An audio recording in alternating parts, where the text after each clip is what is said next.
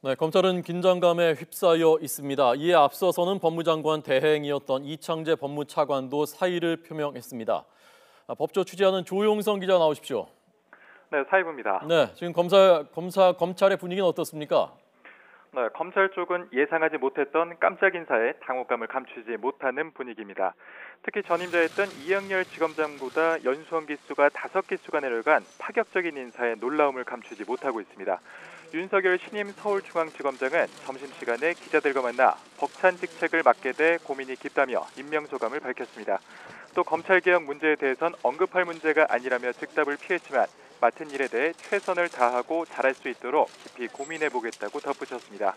윤 지검장은 박영수 특검팀에 합류해서 최순실 게이트 수사를 성공리에 마무리한 주역으로 꼽힙니다. 지난 2013년 국정원 댓글 의혹 수사 당시 국정원 직원에 대한 체포 절차를 상부 보고 없이 집행한 일로 조직 내부에서 마찰을 빚었고 이후 국정감사에서 검찰 수뇌부의 외압이 심각하다고 폭로하며 이른바 항명 사태의 중심에 섰습니다. 사실상 좌천 상태에 있다가 지난해 특검에 합류해 부활의 신호탄을 쏘아 올린 데 이어 검찰 서열 2위로 평가받았던 서울중앙지검장으로 승진 임명되면서 그야말로 화려한 복귀식을 하게 됐습니다.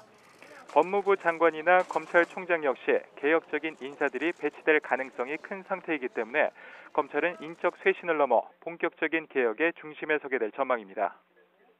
네, 이창재 법무차관 사의 표명 소식도 자세히 좀 전해주시죠. 네, 이창재 차관은 오늘 오전 문자를 통해 사의를 표명했는데요. 그 뒤 기자들과 만나 최근의 돈봉투 논란에 대해 유감스럽게 생각한다면서 국민의 신뢰를 회복하고 새 정부에 부담을 주지 않기 위해 자리를 내놓게 됐다고 설명했습니다.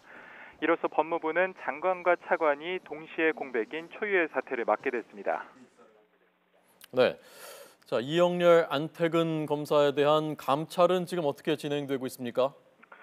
네, 법무부는 어제부터 법무부 감찰관을 총괄팀장으로 하는 메머드급 합동감찰관을 꾸렸습니다.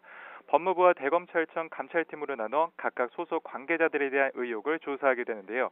이영렬 전 중앙지검장과 안태근 전 검찰국장 외에 서울중앙지검 차장검사와 부장검사 6명 그리고 법무부 과장 2명이 그 대상입니다.